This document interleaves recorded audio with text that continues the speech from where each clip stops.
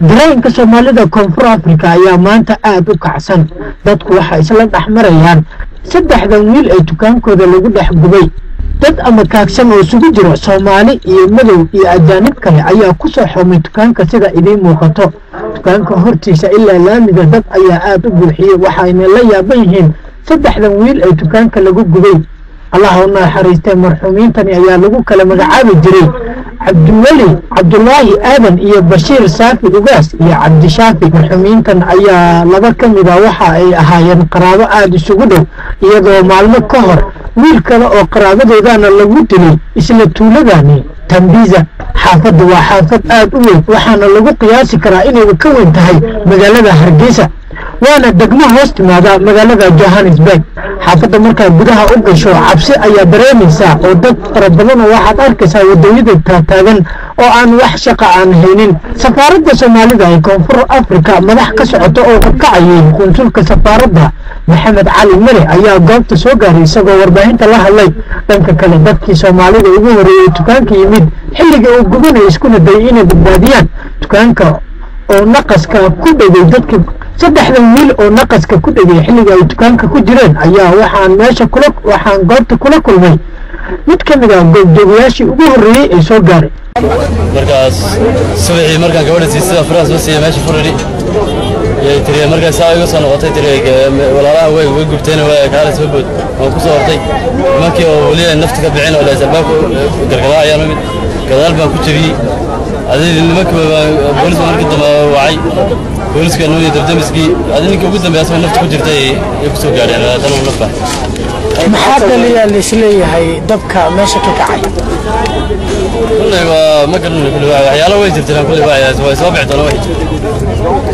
marka adiga markii ugu horeysay aad meesha imaatay dabku muu socday mise wuu istaagay dabku muu socday halkii ku socday meesha gadaal aan soo aragnay laakiin halkan bay ku ruux baxeen halkan dadku miyaa soo gaaray ma dabka ma soo gaarin albaabka u furmi waay dadka qaar waxay noo sheegeen in sun ay suuragal tahay arrintaa ma la qabtaa way dhici kartaa inay sun tahay oo la koofiyo nimanka wax qaaca ama kadibna dab lagu tuuray meesha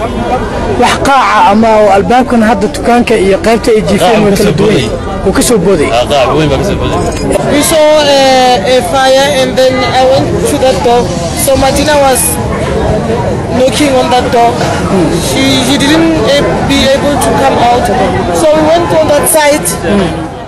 albaabka ayaan dab ka aragnay qiiqa farabadanna waan arkaynay waxa isku dayay ninkeyga inuu badbaadiyo nimankani albaabka inuu jibiyana way u suuragali weysay odayga dukaanka iska leh waanu maqlaynaa qayladiisa wuxuu isku dayay inuu albaabka furo balse umaysa suuragelin waanu garanaynaa laakiin ma dhihi karno gadaal ama gudaha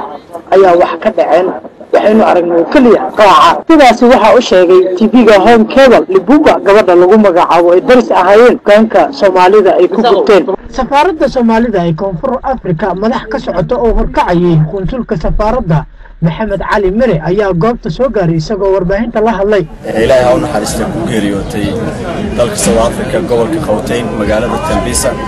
saddexdaas marxuun oo kala Cabdullaahi Maxamed Bashiir Aadan Ugaas iyo Cabdi Shaafi aan Ilaahay uga baryeynaa marxuumiintaas